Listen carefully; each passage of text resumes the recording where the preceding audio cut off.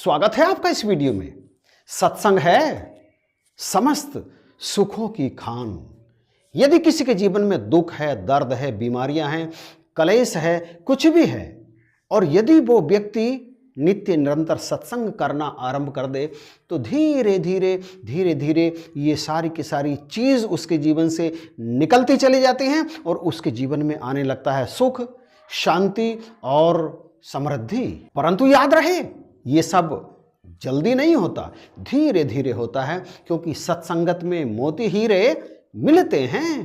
पर धीरे धीरे सत्संग है मान सरोवर, सुखों की खान बंदे, सत्संग से ही मिलते हैं सचमुच भगवान बंदे। इन दुनियावी चीजों की तो बात ही छोड़िए, भगवान भी मिल जाते हैं नित्य निरंतर सत्संग करने वाले को। तो बख्शिश करो, कृपा करो। बाकी किसी भी चीज का इतना महत्व नहीं है जितना महत्व है सत्संग का। इसलिए एक बार सदगुरु बाबा हरदेव सिंह जी महाराज अपनी गद्दी पर विराजमान थे और तमाम संत महापुरुष उनको नमस्कार करके अपने स्थान पर जाकर बैठ रहे थे। सत्संग का कार्यक्रम चल रहा था। एक सेवादार बाबा जी के बिल्कुल पास खड़ा था और वो नमस्कार करने आने वाले महात्माओं को देख रहा था। उसने देखा कि एक महात्मा आया, बाबा जी को नमस्कार की, हाथ जोड़े और बाबा जी से विनती करने लगा, बाबा जी मेरे घर में बड़ी कलेश रहती है, आशीर्वाद दो कि कलह कलेश दूर हो जाए और परिवार के अंदर शांति बनी रहे। बाबा जी मुस्कुराए, कहा सत्संग क्या करो, दातार सब ठीक करेगा। बाबा जी का आशीर्वाद लेकर वो महात्मा आगे चला गया। थोड़ी देर के बाद एक और महात्मा आया और उसने हाथ जोड़ करके सदगुरु से विनती की, बाबा जी घर में हर समय सब दुखी रहते हैं, आशीर्वाद दो कि हमारे घर से दुख दूर हो जाए। बाबा जी ने उसे स्नेह भरी नजरों से देखा और बाबा जी ने कहा सत्संग क्या करो, दातार सब ठीक करेगा। बाबा जी से आशीर्वाद प्राप्त करके यह महात्मा भी आगे बढ़ गया। नमस्कार की लाइन लगातार चल रही थी और वो जो सेवादार महात्मा था जो बाबा जी के नजदीक खड़ा था, वो लगातार नोट कर रहा था। और कुछ देर के बाद में एक और महात्मा आया और वो बाबा जी के चरणों में विनती करते हुए बोला, बाबा जी घर में बरकत नहीं होती, कृपा करो गरीबी दूर हो जाए। बाबा जी ने उसकी तरफ देखा और कहा सत्संग क्या करो, दातार सब ठीक करेगा। और ये महात्मा जो सेवादार महात्मा था, ये फिर से असमंजस में पड़ गया। वो महात्मा तो आशीर्वाद लेके चला गया, परंतु इसके चेहरे पर एक असमंजस भरी लकीर सी खिंच गई।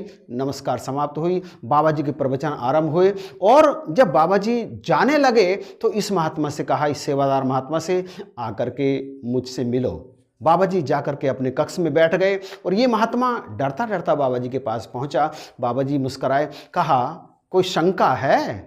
तो इस महात्मा के मुख से निकला, हुजूर दातार कृपा करो, शंका तो कोई नहीं है, परंतु एक सवाल है, एक प्रश्न उठ रहा है अंदर कि आपसे कई महात्माओं ने अपनी समस्याएं रखी, परंतु आपने सबको एक ही आशीर्वाद दिया, सत्संग किया करो, दातार सब ठीक करेगा। क्या सत्संग करने से सब कुछ ठीक हो जाता है? बेटा सत्संग तो कल्प वृक्ष है, जो मांगोगे मिल जाएगा, परंतु धैर्य रखना पड़ेगा।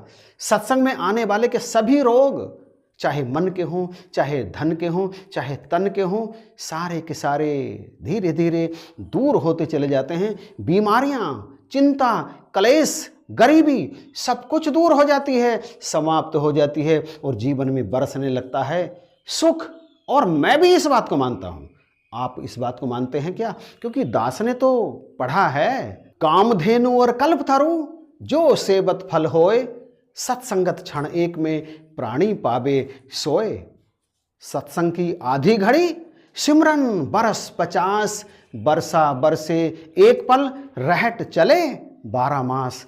ऐसे मिलता है सत्संग का फल, ऐसे दूर होते हैं एक प्राणी के कलह और कलेश। संत शिरोमणि तुलसीदास जी सत्संग की महिमा के बारे में बताते हुए कहते हैं कि सुतदारा और लक्ष्मी पापी के भी होए, संत समागम हरि कथा तुलसी दुर्लभ दोए। परंतु सत्संग, ये सत्संग रूपी जो सौगात है ना, ये हर किसी के हिस्से में नहीं आती। हर किसी ऐरे गहरे नत्थु खैरे को सत्संग में जाने का मौका नहीं मिलता। सत्संग में तो वही जाता है जिसे ये बुलाते हैं, जिसे परमात्मा बुलाते हैं। और ये नहीं भूलना चाहिए कि सत्संग में जो पहुंच जाता है अंततः उसके सारे काम बनते ही चले जाते हैं, बनते ही चले जाते हैं। और वो भाग्यशाली पुरुष और बहनें आप हो जिन्हें ये अनमोल सौगात मिली है। इनकी कृपा से मुझे भी मिली है, इनकी कृपा से, इसलिए मैं तो सत्संग नहीं छोड़ता। और मुझे पता है कि आप भी सत्संग को मिस करते होंगे, उसे नहीं छोड़ते होंगे, इंतज़ार करते रहते होंगे कि कब सत्संग में जाने का मौका मिले और हम सत्संग में पहुँचे। बख्शिश करो, कृपा करो। इस वीडियो के बारे में आपकी राय का दास इंतजार करेगा। अच्छा लगा तो प्लीज़ लाइक जरूर कीजिएगा और शेयर तो अभी कर दीजिए अपने मित्रों में, संबंधियों में और जहाँ भी आप चाहते हैं।